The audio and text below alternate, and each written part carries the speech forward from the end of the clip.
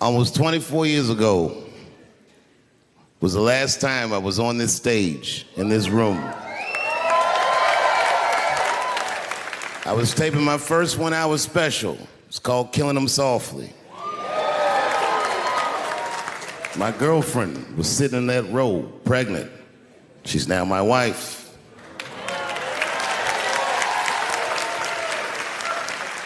The baby that she was carrying, my first child, I smoke weed with that nigga now.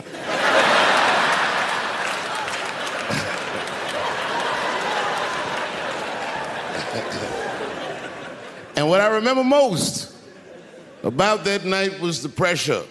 Before the show, I had to run out there on the avenue and hand out tickets to anybody who would take them because I couldn't even fill the fucking room. And boy, what a difference 24 short years makes.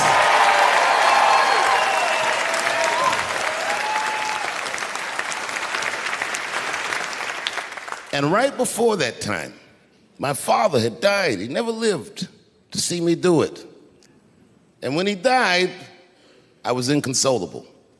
I thought I'd never smile or laugh again. And the only thing that got me out of that space was a comedian friend of mine, the late, great Norm Macdonald.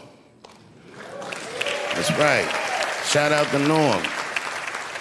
And what Norm did, which I'll never forget, is he knew that I was the biggest Jim Carrey fan in the world. Now, I'm not gonna go all into it, but Jim Carrey is talented in a way that you can't practice or rehearse. What a God-given talent. I was fascinated with him.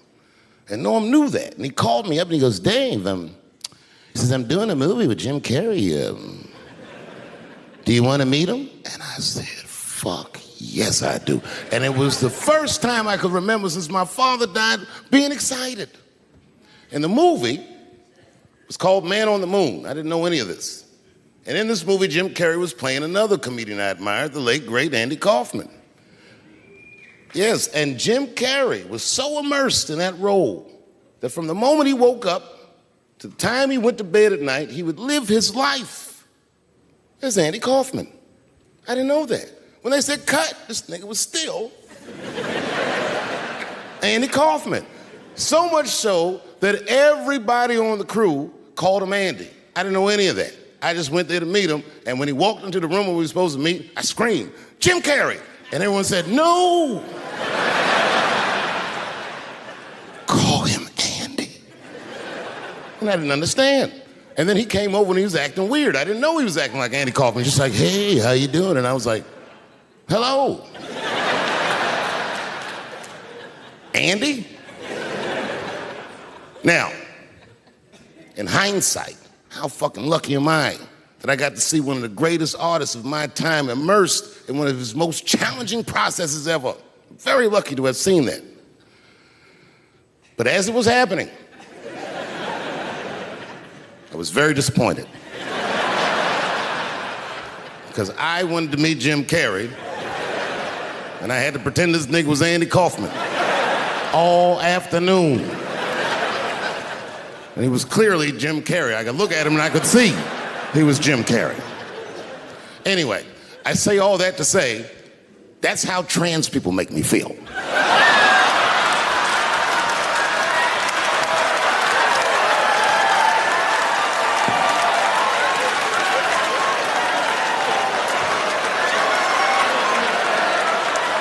Here we go. Now, if you guys came here to this show tonight thinking that I'm gonna make fun of those people again, you've come to the wrong show. I'm not fucking with those people anymore. It wasn't worth the trouble. I ain't saying shit about trans people. Maybe 3 or 4 times a night, but that is it. Tired of talking about them.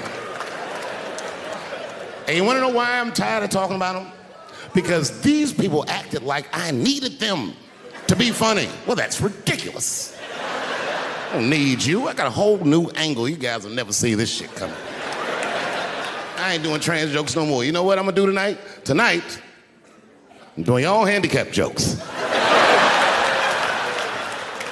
Well, they're not as organized as the gays. And I love punching down. There's probably a handicap in the back right now, because that's where they usually make them sit.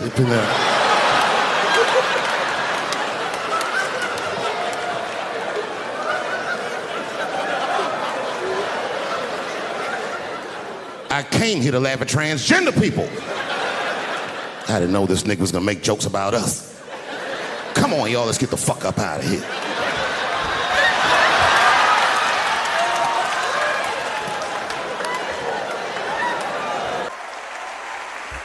Please help me welcome to the stage the co-creator of Chappelle Show, the one and only Neil Brand.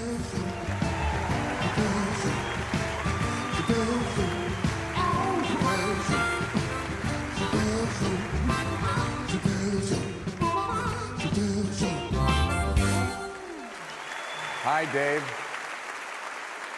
Honestly, I don't know how this night came to be. Dave doesn't tend to like formal events. Normally, he dresses like a window washer. I can only imagine his wife Elaine said to him, "Babe, how could I get you to stop smoking for 2 hours?" And Dave, assuming it would never happen, was like, you'd have to get Jon Stewart, Sarah Silverman, Neil, Q-Tip, Tiffany Haddish, Lorne Michaels, John Legend, Bradley Cooper, and say, Morgan Freeman,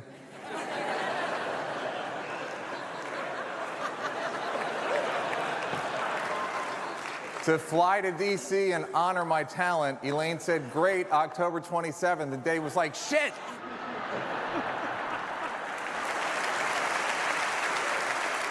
Dave gave me a career. We met in 1992 at a comedy club in New York City. We wrote a few jokes together over the years, but I'd always hoped we could do something bigger. Then in 1997, Dave calls me and goes, hey, if Universal reaches out to you, tell them we're writing a weed movie together.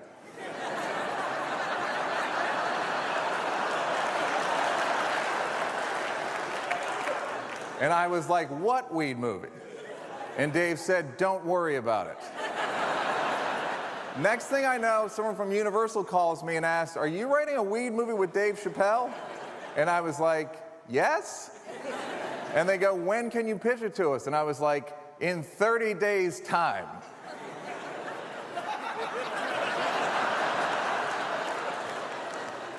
So we had a month to figure the pitch out, and finally on day 29, I called Dave and I'm like, dude, we gotta work this weed movie out. And he goes, what weed movie?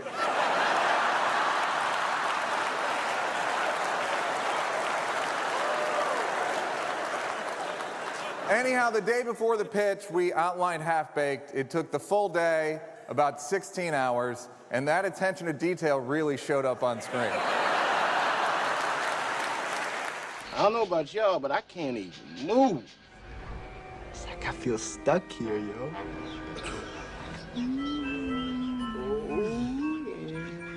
Cut to January of 1998. Half-Baked opened against Good Will Hunting,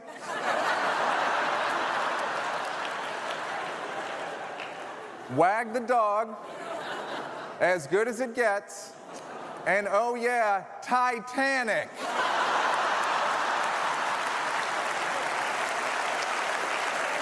Right? It was a critical and commercial flop, and quite frankly, isn't very good. A couple years later, after the stink wore off, both professionally and personally, Dave and I were on the phone again, which was a thing people used to do. And he says to me, hey man, we should do a TV show like Playboy After Dark.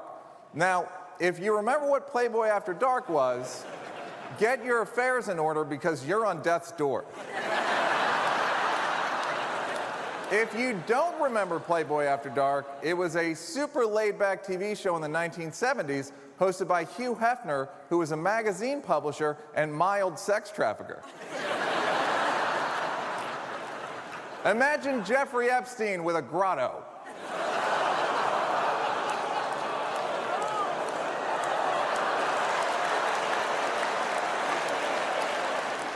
Anyway, Dave and I figured out a rough format for what would come to be Chappelle Show.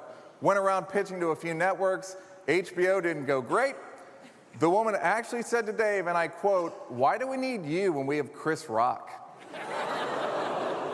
See, back then, there could only be one popular black comedian at a time, unlike today, when there can be 3. So then a few minutes later, we pitched to Comedy Central, and they bought it. We made the pilot for Chappelle Show, we got picked up to series, and the show went really well. Like, absurdly well. Like, so well, you gotta go to Africa well. Our top story, as we all know, Congress recently approved paying over $1 trillion to African Americans as reparations for slavery. And I got enough cigarettes to last me and my family for the rest of our lives. I'm rich, biatch. When we started the show, I knew Dave was the funniest person I'd ever met. By the end of the show, I knew Dave was one of the funniest people who'd ever lived. There were times where he would just improvise something that we'd never talked about before, maybe never even thought about before. Clayton Bigsby's entire speeches about breathing the white man's air and Will and Grace, all improvised. If you don't like Will and Grace, that don't mean there's something wrong with you. It means there's something wrong with Will. He's homosexual. Tyrone Bigham's speech to the kids about doing drugs with Mickey Mouse, totally made up. You know what dog food tastes like, do you? It tastes just like it smells. Delicious. Rick James saying it's a celebration, and fuck your couch. Buy another one, you rich motherfucker. Fuck your couch, nigga. Fuck your couch. And what do the 5 fingers say to the face? Slap. He made it all up. Writing and directing Dave sometimes was as simple as me standing on set with my jaw hanging open like, cut? The thing that I love about Chappelle Show is it allowed Dave to be his entire self, to express his intellect, his anger, his morality, his silliness, his hypocrisies, his sadness, his blazing talent. Chappelle Show was a rare thing. It was a fully faceted document of a human being living in the United States of America while having the surreal experience of being born with black skin. So, you know, Playboy After Dark. Also, the show was personal. See, I always felt like Dave blamed me for the failure of Half Baked. So one day we were shooting a sketch where Dave quit the show because he got Oprah pregnant. And we're doing a scene where he's going like rampaging through the offices, and he gets to me and he dumps trash over my head. And here's why I suspect he blamed me for Half Baked. As he dumped the trash over my head, he said, "This is for Half Baked."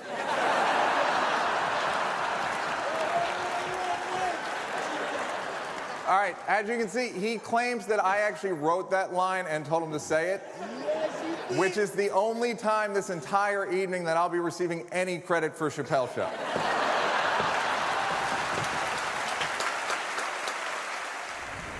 Me and Dave are both from D.C., which means that we start our careers taking the train to fucking comedy shows. Dave Chappelle is the oldest young comedian in the fucking business. This motherfucker's 44, been doing comedy for 43 years. This motherfucker was born, came out, why? Knock, knock, motherfucker!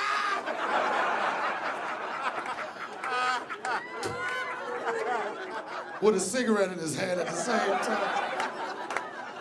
The Dave Chappelle Show. Being on that show changed my life. But one character in particular, Ashy Larry, a lot of people remember me as Ashy Larry. And when we did that, Dave was like, "Donnell, what are you gonna do to prepare for the role of Ashy Larry?" I said, "I'm gonna take a shower, nigga. And just dry off. I'll be the ashiest motherfucker in Hollywood." I'm from Washington, D.C. Chocolate City. Well, us niggas are grown out. We have very thick skin. We don't shy away from the jokes. In fact, humor was our mode of survival. The only reason I never got my ass whooped on these streets is because niggas knew I'm hilarious.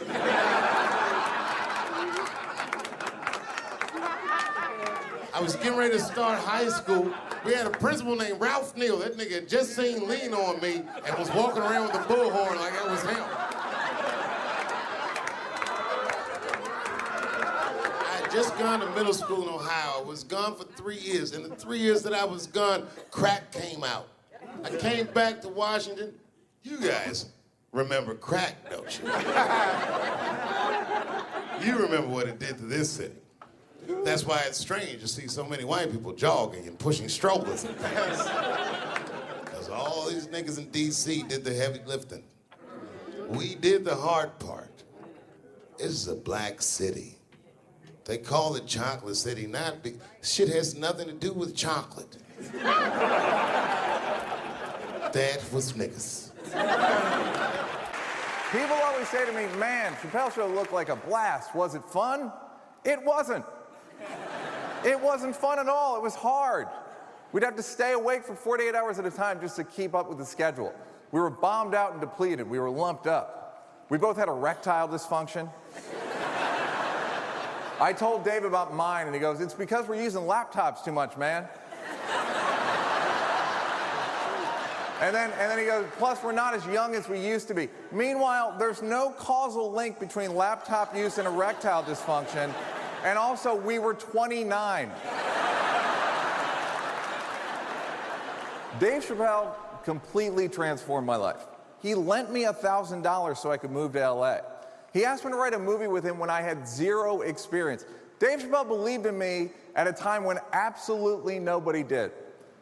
You know how we all have a friend who will hit us up out of the blue sometimes for something funny? Imagine what his texts and phone calls are like. One time he called me on a Tuesday afternoon and he goes, hey man, I just finished watching 12 Years a Slave. Anyhow, you think slaves ever whip their kids?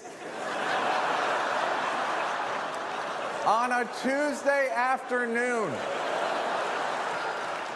In closing, if you remember only one thing from my speech tonight, I hope that it's Chappelle Show was not fun. But it was great, and it will be near impossible to beat, and it's because of that guy right there.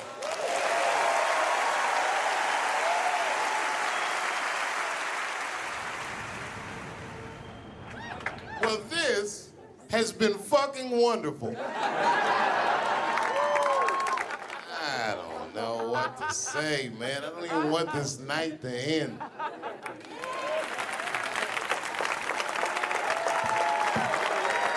I promise you, whoever cares the most, I care at least as much as them. I know what I got, because I lost it all. I gotta tell you something, and I don't talk about it often. Have you ever worked all your life for something and have it not work out? That happened to me.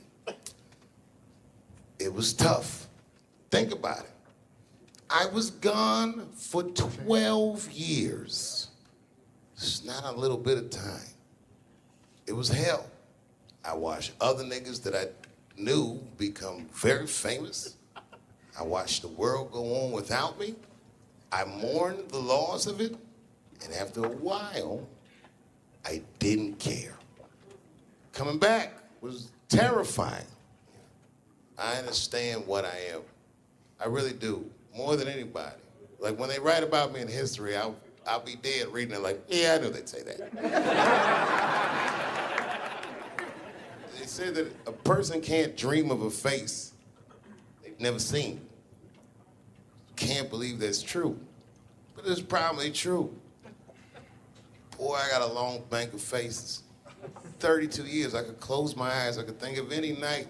There's so many faces. Every night, most nights, they're all looking up, smiling. You have no idea what the world looks like from there. All different races, all different colors, all different kind of beliefs, just looking at me, smiling for 32 years, night after night.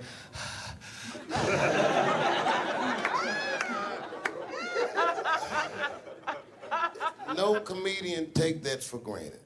I swear to God, this might be the noblest of professions. Robin Williams had a bar that I loved. He said, comedy is the only job you can have where you can use everything you know. And that's true. You can use more than you know. You can use what you think. Use it. Don't be afraid. Don't let these bitch-ass niggas button your lip. Say it anyway. If you're at home watching, not knowing what to make of this because you haven't checked Twitter yet to see how you feel. You can... No. Kevin says, good night. The crowd goes crazy. And then everyone starts walking to his door and the lights come on. And then my son is just standing there looking at an empty stage. People are pushing past me and nobody's recognizing me. I'm like, man, this place fucking sucks. I said, come on, son, let's get out of here. And then my son looks back at me and he says, Dad, please, I have to meet him. I was like, oh my God. So I took him backstage. I've known Kevin for years, but can you believe I was scared to knock on his dressing room door? I almost said, I said, son, I haven't seen him for a long time, but and one of Kevin's goons opened the door. Hey, what's up, Dave Chappelle? What you doing, man? It's good to see you, brother. What you doing in this area? This is a terrible area. Yeah, actually, I live around here. Listen.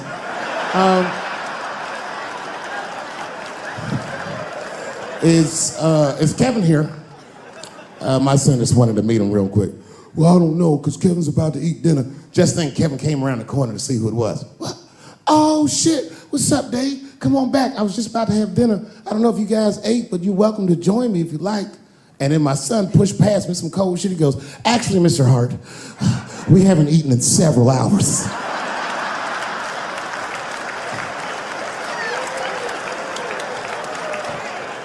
Man, Kevin took us into his back room. This guy had a fucking spread. It was Tuesday night. This motherfucker was having Sunday dinner. It was steaks, chops, corn with butter all over it. My son was eating all fast, embarrassed me. I was like, slow down, son.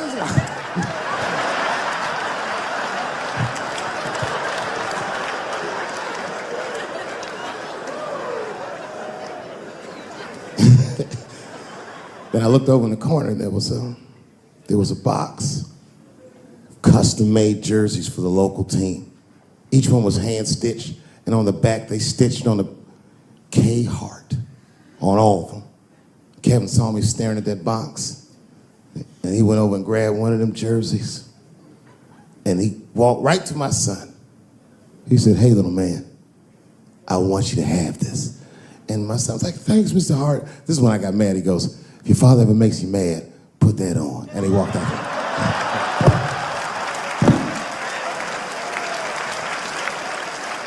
Oh, that was some cold shit. Then I realized, I looked up what Kevin made on Google. I couldn't believe that shit. Kevin is the first comedian that a Drake song could be about. Kevin could walk around his house and sing All Me, and the whole song would still be true. Got everything, I got everything. I cannot complain, I don't even know how much I really made. I forgot. It's a lot. Fuck that, never mind what I got. And his wife be like, Kevin, come to bed. He'd be like, ho, shut the fuck up. I got way too much.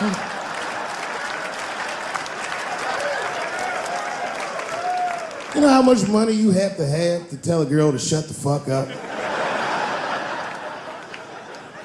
I have quiet please money at best. I'd have to take a loan out for shut the fuck up. Shut the fuck up, that's Jay-Z money. And Beyonce got, no, you shut the fuck up.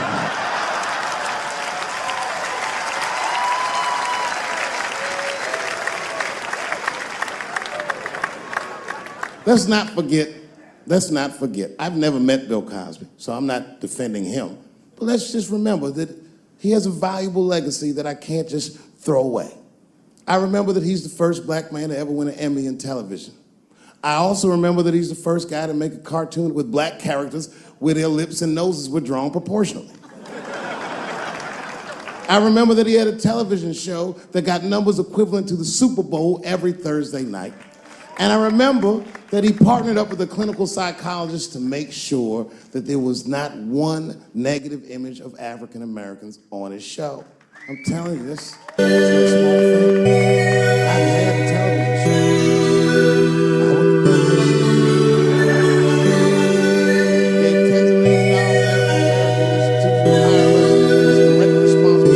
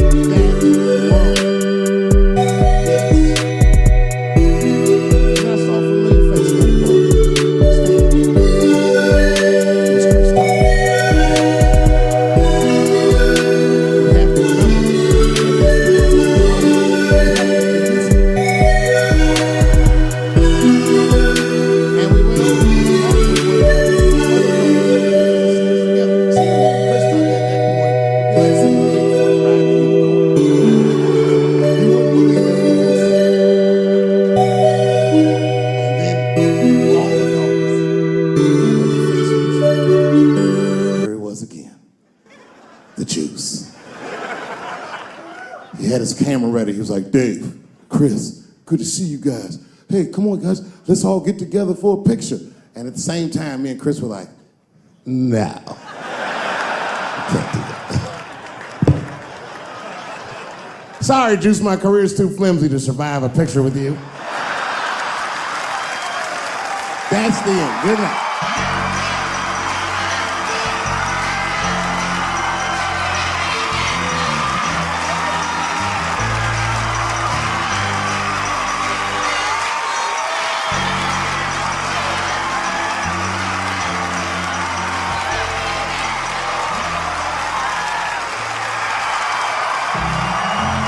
One last thing, before you go, I just wanted to acknowledge, for the real comedy fans, we can't not acknowledge it. We lost a fucking juggernaut in comedy this week.